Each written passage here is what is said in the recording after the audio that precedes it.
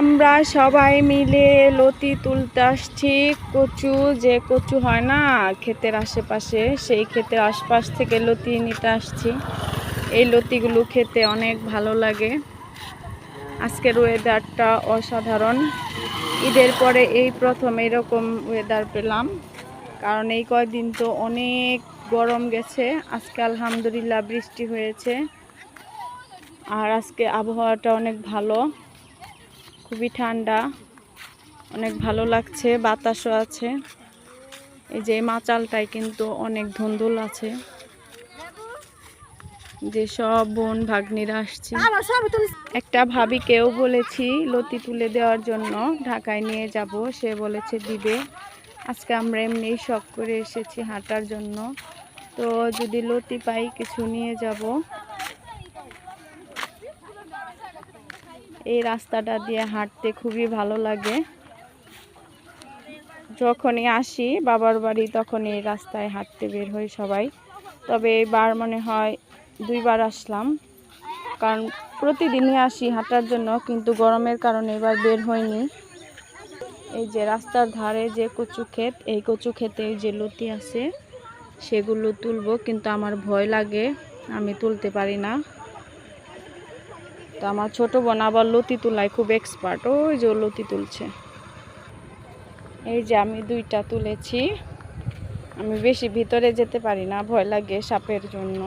আমাকে রেখে সবাই কত দূরে চলে গেছে, যাই আমিও হাঁটতে হাঁটতে। আর ওইখানে দেখুন কতগুলা ছাগল একসাথে ঘাস খাচ্ছে।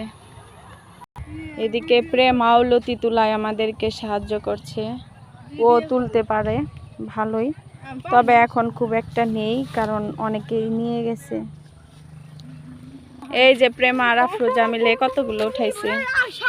ওই দেখেন আমাদের একটা ভাই কত লতি তুলেছে, পুরুষ মানুষ হয়েও দেখুন কত লতি উঠিয়েছে খাবার জন্য। এই যে অনেকগুলা লতি সে বাসায় নিয়ে যাচ্ছে। ঈদের পরে মানুষ গরুর মাংস খেতে খেতে এখন আর গরুর মাংস খায় না, সবাই লতি কচু এগুলো খাওয়াই ব্যস্ত, এই জন্য পাওয়া যাচ্ছে না কোনো কিছুই। এই যে কত কচু, কিন্তু লতি নেই। এখানে একটা আছে,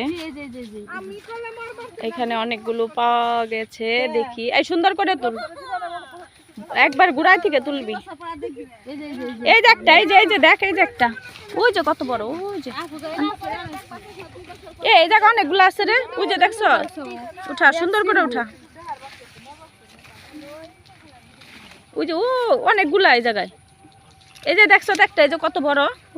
হ্যাঁ হ্যাঁ, এটা গুড়াই থেকে উঠে নাই তো, গুড়াই থেকেও তুল।